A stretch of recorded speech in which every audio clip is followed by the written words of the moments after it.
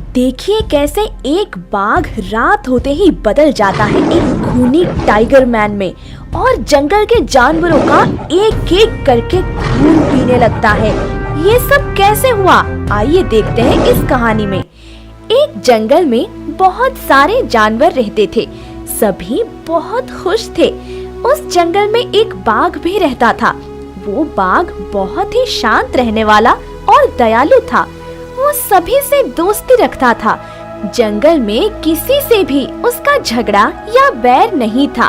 फिर एक दिन सुबह को जब जंगल के जानवर अपने घरों से बाहर निकले तो उन्होंने देखा कि वहाँ पर कई जानवर बुरी तरह से जख्मी हालत में मरे हुए पड़े हैं। सभी बहुत डर गए। अरे ये क्या, ये सब किसने किया? हमारे जंगल में तो कोई ऐसा जानवर नहीं जो ऐसा कर सके।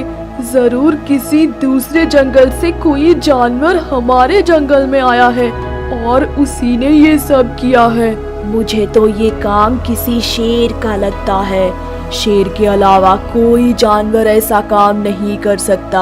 हम सबको भी बचकर रहना होगा, नहीं तो वो शेर हम सबको मार डालेगा। अगले दिन जब जानवर उठे तो फिर से वहाँ पर कई जानवर मरे हुए पड़े थे। अब सभी जानवर बहुत ज्यादा डर गए। अरे अरे, ये सब क्या हो रहा है? मुझे तो बहुत डर लग रहा है। मेरे तो छोटे छोटे बच्चे हैं। हमें इस मुसीबत से जल्दी से छुटकारा पाना होगा। हाँ बकरी बहन, ऐसे तो जंगल में एक भी जानवर नहीं बचेगा। बाघ बहुत देर से कुछ सोच रहा था। तभी वो जानवरों से बोला, देखो दोस्तों, हमें सोच समझकर एक प्लान बनाना होगा और उस शेर को उसके अंजाम तक पहुंचाना होगा। मेरे पास एक प्लान है। फिर वो बाघ अपना प्लान सबको बता देता है। अब जानवर वहाँ पर बहुत सारा मांस एक जगह इकट्ठा करके रख देते हैं और सभी एक जगह छुपकर बैठ जाते हैं और उस शेर का इंतजार करने लगते हैं। कुछ देर बाद ही शेर वहाँ पर घूमता हुआ आता है और जब वो इतना सारा मांस देखता है तो वो खुश हो जाता है। अरे वाह, आज तो मजा ही आ गया। आज तो बिना शिकार किए मुझे इतना सारा भोजन मिल गया। अब मैं मजे से पार्टी करूँगा। और फिर वो शेर सारा का सारा मांस खा जाता है। मजे मजे में वो शेर बहुत ज्यादा खा गया था और अब उससे हिला भी नहीं जा रहा था। आहा, बहुत ज्यादा खा लिया है, अब तो हिला भी नहीं जा रहा है। थोड़ी देर यही आराम करता हूँ, फिर आगे चलूँगा। और फिर वो शेर वहीं पर आराम करने लगता है। तभी सभी जानवर जो छुपे हुए थे बाहर निकल आते हैं और शेर पर हमला कर देते हैं। शेर ज्यादा खाने की वजह से हिल भी नहीं पाता है और जानवर उस शेर को मार मार कर बहुत ज्यादा घायल कर देते हैं। सबने समझ लिया था कि अब ये शेर नहीं बचेगा और सभी वहाँ से अपने अपने घरों की ओर निकल गए। बाघ वहीं पर खड़ा था। शेर मुश्किल से बाघ से बोलता है, तुम क्या समझ रहे हो कि मुझे मारकर तुम सब बच जाओगे? अब से मैं आत्मा बनकर जंगल के जानवरों का खून पीऊंगा और तुम कुछ नहीं कर पाओगे। ये कहकर शेर मर जाता है। ये सब बातें एक चील भी पेड़ के ऊपर बैठा सुन रहा था। रात होती है और बाघ अपनी गुफा में सो रहा होता है। तभी वहाँ पर उस शेर की आत्मा आती है और बाघ के शरीर में प्रवेश कर जाती है और देखते ही देखते वो बाघ एक शैतान मानव बाघ में बदल जाता है और फिर वो जंगल में घूम घूम कर जंगल के जानवरों का खून पीने लगता है और एक एक कर वो कई सारे जानवरों का खून पी जाता है।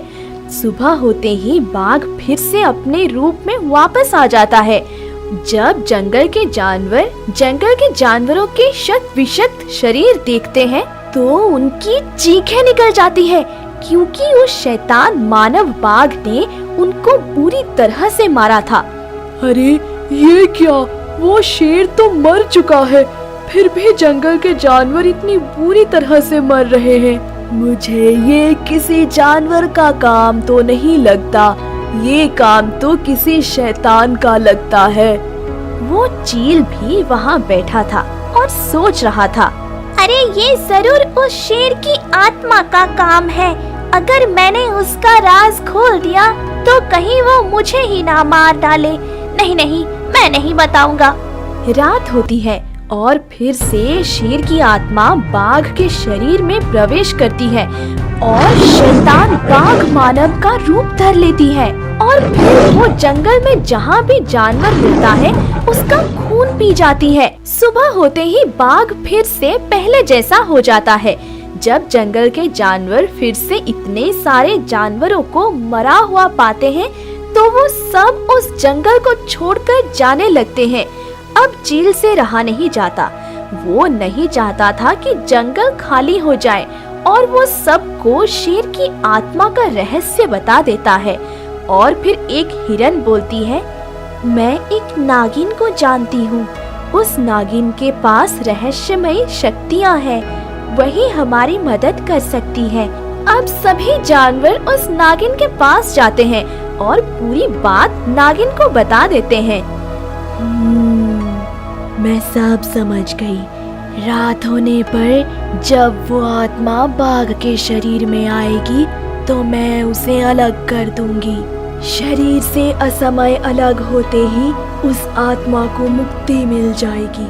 फिर रात होती है तो शेर की आत्मा फिर से बाघ के शरीर में आती है और जैसे ही वो शैतान बाघ मानव में बदलती है वैसे ही नागिन अपनी शक्ति से उस आत्मा को बाघ के शरीर से बाहर खींच लेती है और फिर उस शेर की आत्मा को मुक्ति मिल जाती है। सभी जानवरों ने नागिन का धन्यवाद किया और फिर सभी जानवर आराम से उस जंगल में रहने लगे।